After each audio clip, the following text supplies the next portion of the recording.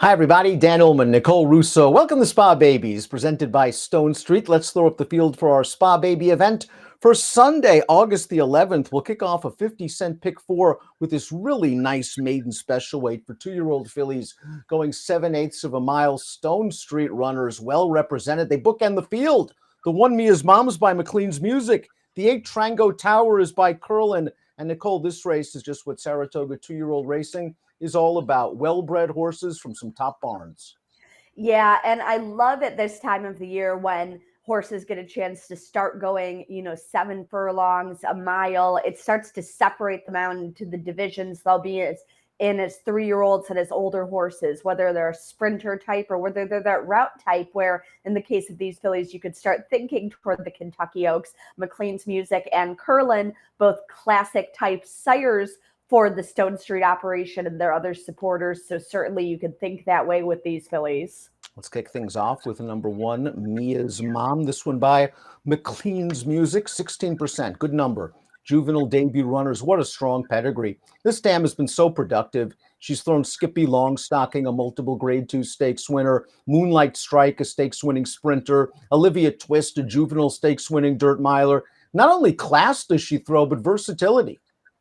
Yeah, absolutely. Some sprint ability and some route ability in that family. Skippy Longstocking, a rock solid runner who's kind of just unlucky not to have his grade 1 win yet, with multiple placings at that level, including the Belmont Stakes. So certainly a nice blend of speed and stamina in this family. And Mia's Mom, her good local work was on a sloppy track at Saratoga. Just going to note some of kind of the sloppy track or wet track ability through these horses as a tool in your toolbox, just in case the track is still wet on Sunday in Saratoga. Of course, we're filming this on Friday when racing has been canceled due to the wet weather. Listed as a $275,000 private sale at public auction.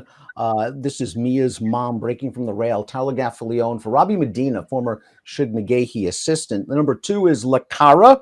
Mark Cassie trains this experienced daughter of Street Sense, who wins 15% with 2-year-olds. Another very strong pedigree. The dam, a full sister to Angela Renee, a grade 1 stakes winner at 2, to Honor and Serve, a very classy multiple grade 1 stakes winner. This one was bet down, and no surprise last time out at Saratoga, based on the fact that she exceeded today's Buyer Par 2 races back at Churchill Downs. We're starting to wonder if maybe that race is the outlier because it's sandwiched around 2 sort of subpar performances. Yeah, she's very interesting to me. She came out of a good maiden at Churchill, won by eventual stakes winner Vodka with a Twist, took a step forward as you might expect in her second start, but then regressed a little in her third start. I'm kind of not quite sure how to interpret that just yet.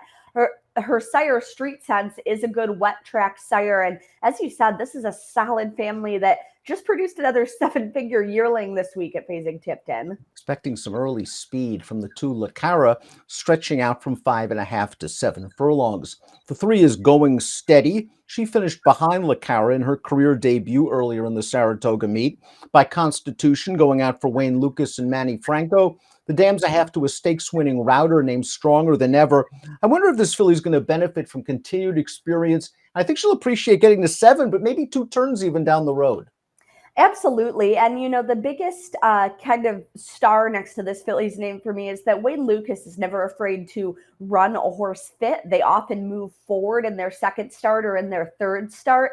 And this filly, it looks like she came out of her debut and the light bulb went on. She has turned in 3 strong workouts at Saratoga, including a strong work on a muddy track and including a couple of 5-furlong works. Should have very good foundation between the race and that experience to go this 7 furlongs. It looks like trainer Chad Brown conditions 2 quality first-time starters in this race, and the first of them is the number 4, Trading Strategy. This is a daughter of Quality Road, sold for $500,000 as a yearling and is a half-sister to McVeigh, who was graded stakes placed going 2 turns in Southern California. Just a very strong female family. The dam's a half-sister to Dixie Chatter, who was a juvenile grade 1 stakes winner. And the third dam was champion 2-year-old filly Phone Chatter. Yeah, I think a very nice blend of speed and stamina and precocity and staying power in this family. Quality Road has sired champion 2-year-olds, and has sired champion and grade one winning older horses. You mentioned a champion juvenile filly in this family, but there's also some route ability in the family. Just a nice blend of things overall. And Pratt takes this mount for Chad Brown. The 5 is Table Flirt, second filly in the race by Constitution. This is going out for Bilmont and Junior Alvarado, another strong family. The dam, a grade 3 stakes winning sprinter. She's a full sister to Secret Keeper. You'll note the asterisk next to her name, which indicates that she was a debut winner. There's a lot of quality in this family. Yeah, absolutely. And another one with a good blend of speed and stamina, Constitution, a young classic sire by Tappet over a graded winning dirt sprinter from that phenomenal Why God breeding program. And you see the turf, in the immediate family with Harmonious. And sometimes that does translate to wet track ability. Again, just giving you some tools in the toolbox in case we do have a wet track lingering on Sunday. The number 6, Quickick, is a first-time starter, trained by Tom Amos. Red Hot Dylan Davis takes the mount. Very fast breeze at Saratoga recently. A bullet 5/8 and 59 and change. The dam, very productive. She's foaled Cali Star, a graded stakes winner, going a mile. Delightful Joy, a debut winner that also won a grade 3 stakes, going a route of ground. And this McKinsey filly sold for $575,000 as a yearling. Dam, a grade 3 sprinter. There's a lot to like here. Absolutely. And yeah, the McKinseys sold very well last year. They were very well received as yearlings.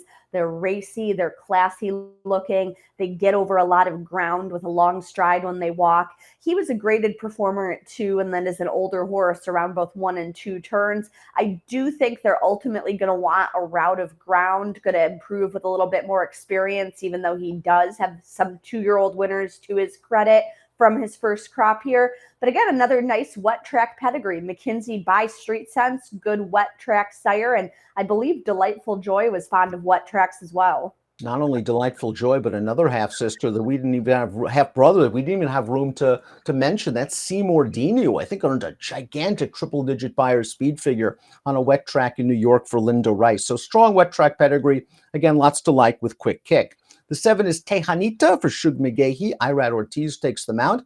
A half-sister to debut winner No White Flags, who went on to be stakes-placed routing on the dirt. The dam was a debut winner, grade 3 stakes-placed router. And the 4th jam is Champion Queena. This Tappet filly, I wonder if maybe she'll appreciate a little bit more ground for Shug.